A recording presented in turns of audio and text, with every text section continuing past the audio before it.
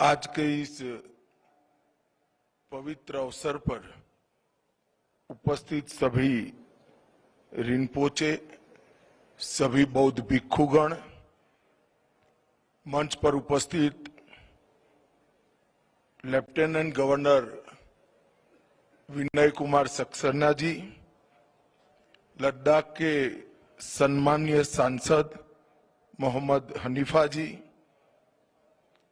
गोविंद मोहन जी, गृह सचिव भारत सरकार तपन डेका जी, आसूचना ब्यूरो के निर्देशक जिनके निमंत्रण पर मैं यहां आया हूं,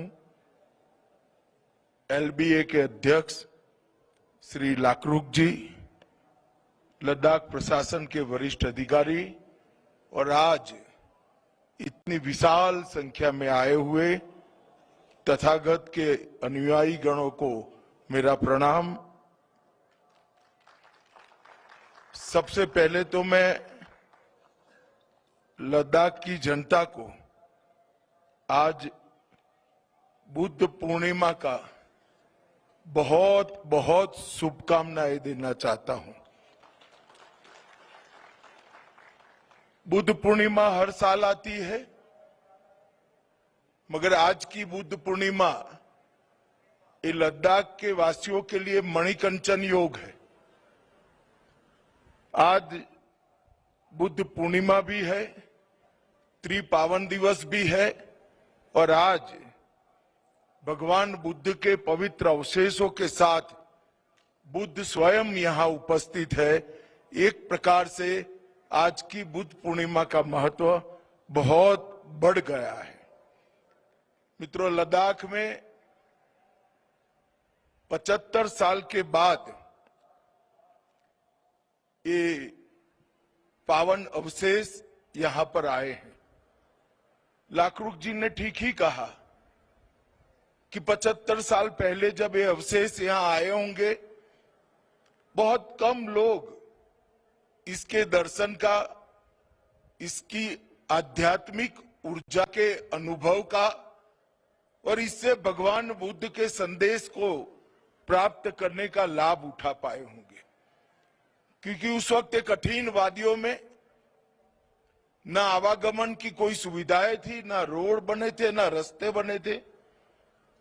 आज 75 साल के बाद वैशाख पूर्णिमा के दिन, बुद्ध पूर्णिमा के दिन जब ये अवशेष आए हैं, मुझे पूरा विश्वास है कि लद्दाख के, कारगिल के सभी बुद्ध के अनुयायी और अन्य मतों के अनुयायी भी भगवान बुद्ध के पवित्र अवसरों से, अवशेषों से ऊर्जा भी प्राप्त करेंगे और एक दिव्य अनुभूति का एहसास भी करेंगे।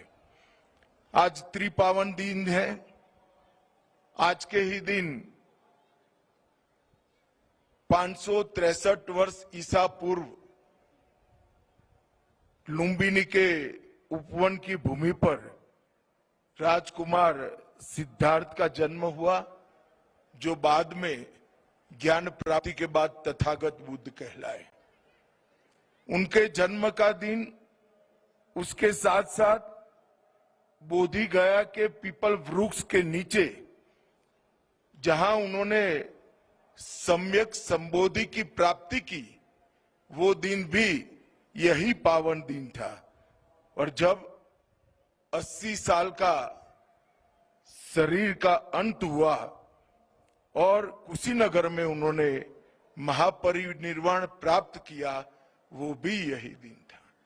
शायद ही किसी अवतार के जीवन में ऐसा होगा कि जन्म, ज्ञान प्राप्ति और महापरिनिर्वाण एक ही दिन पर हुआ हो, ऐसा शायद ही हुआ होगा। इसलिए ये दिन हम सब के लिए बहुत शुभ दिन होता है, हम सब के लिए बहुत प्रेरणा का दिन होता है। और उसी दिन पर आज यहाँ पर भगवान बुद्ध के पवित्र अवशेषों को लोगों के दर्शन के लिए खुला रखने का कार्यक्रम हो रहा है। वो हम सब के लिए बहुत बहुत सौभाग्य का विषय है। आज ये एक प्रकार से धार्मिक आयोजन तो है ही, मगर एक ऐतिहासिक पुनर्मिलन भी है। इतने सालों के बाद इस पवित्र भूमि पर तथागत बुद्ध अपनी सबसे परिचित और प्रिय भूमि पर लौटे हैं। ये बहुत सौभाग्य का विषय है। लद्दाख सैकड़ों सालों से धम्म की जीवंत भूमि रहा है। जब दलाई लामा यहां आते हैं तो कहते हैं ये भूमि केवल भौगोलिक भूमि नहीं है, ये भूमि बौद्ध संस्कृति की और करुणा की जीवंत प्रयोगशाला है। ये भूमि पर ज्ञान का संरक्षण भी हुआ, ये भूमि पर ज्ञान का संवर्धन भी हुआ। जब भी बौद्ध धर्म पर संकट आए, इस भूमि ने बुद्ध के उपदेश को संरक्षित करने का काम किया, और जब शांति काल आया उसको संवर्धित किए हुए, संरक्षित किए हुए ज्ञान को आगे बढ़ाने का भी काम किया। यही रास्ता था जो भारत में दिए गए तथागत के उपदेश को चीन और कई सारे देशों में पहुंचाने का माध्यम बना। हम लद्दाख की आध्यात्मिक पहचान 4 प्रमुख परंपराओं से बनी है: निंगमा, काग्यू, शाक्य और गेलुग। इसका मतलब है जो है वो उसको ऐसा ही देखे। वास्तव दर्शन एक प्रकार से जीवन का बहुत बड़ा ज्ञान है।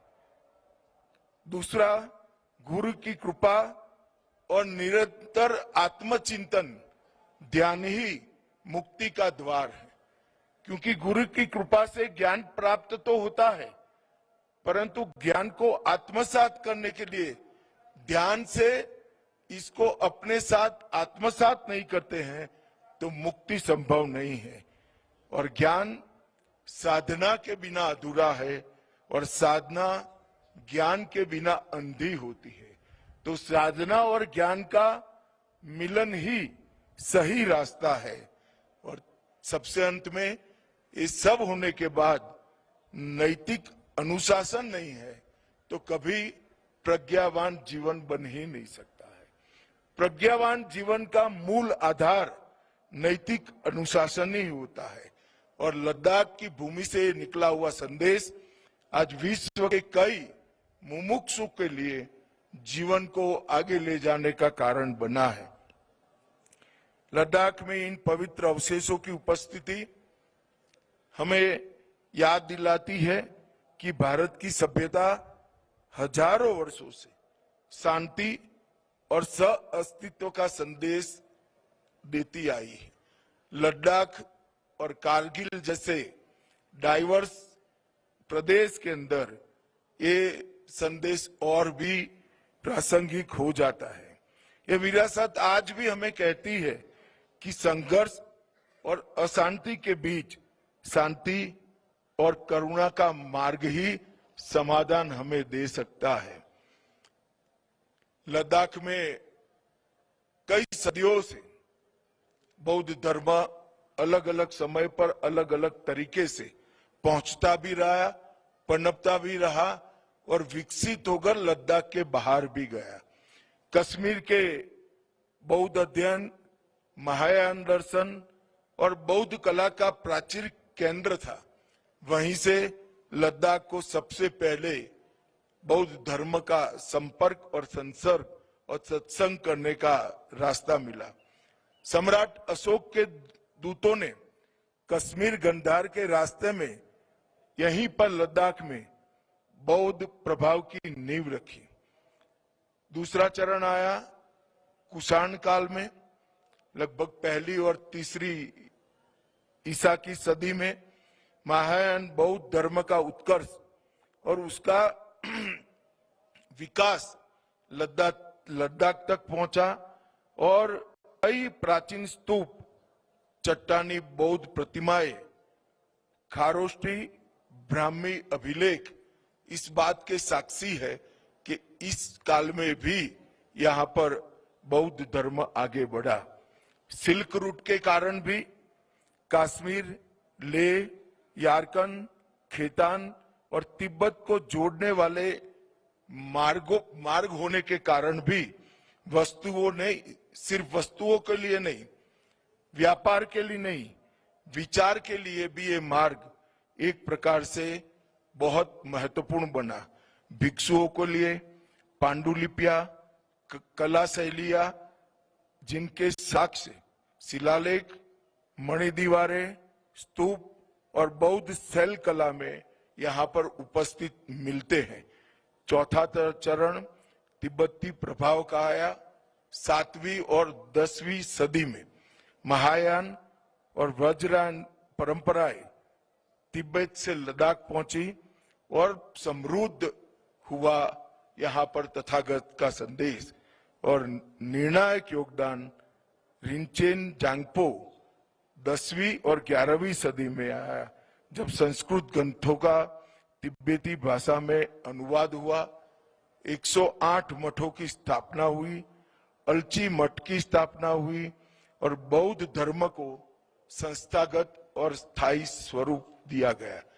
मित्रों, आज भी पूरे दुनिया में जहां जहां बौद्ध परंपरा है, लद्दाख से संवर्धित हुआ एक ज्ञान बहुत महत्वपूर्ण माना जाता है। आज ये पवित्र अवशेष यहाँ पर आए हैं, तब मैं एक बात कहना चाहता हूं। महायान बौद्ध साहित्य में कहा गया है, पवित्र अवशेषों का दर्शन करने का सौभाग्य जब मिलता है, तब बुद्ध का ही दर्शन करने का सौभाग्य मिलता है। और आज इतने लंबे समय के बाद लद्दाख की जनता को स्वयं बुद्ध का दर्शन करने का सौभाग्य मिल रहा है। मैं आप सभी को बहुत बहुत इसके लिए शुभकामनाएं देना चाहता हूं।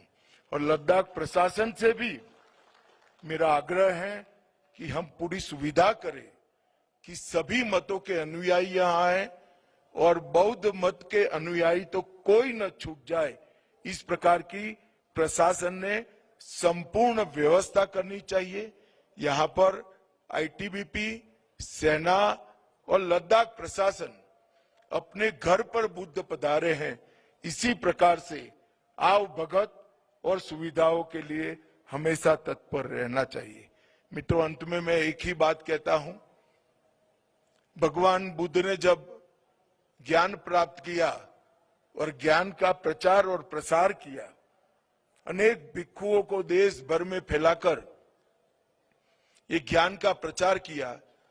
उस वक्त बुद्ध का ज्ञान जितना प्रासंगिक था, आज 2500 साल के बाद बुद्ध का ज्ञान दुनिया के लिए बहुत ज्यादा प्रासंगिक है। बुद्ध के 2500 साल के बाद भी बुद्ध का ज्ञान बहुत ज्यादा प्रासंगिक है। और मैं तो आशा करता हूं कि भारत के ज्ञान को, तथागत के महान संदेश को, भगवान बुद्ध के संदेश को पूरी दुनिया समझे, स्वीकारे, समाधान के रास्ते पर आगे चले और मध्यम मार्ग को स्वीकार कर आगे चले। फिर से एक बार पूरे भिक्षु गण को प्रणाम करते हुए, पवित्र अवशेषों को प्रणाम करते हुए मेरी वाणी को विराम देता हूं। भारत माता की जय। वंदे मातरम।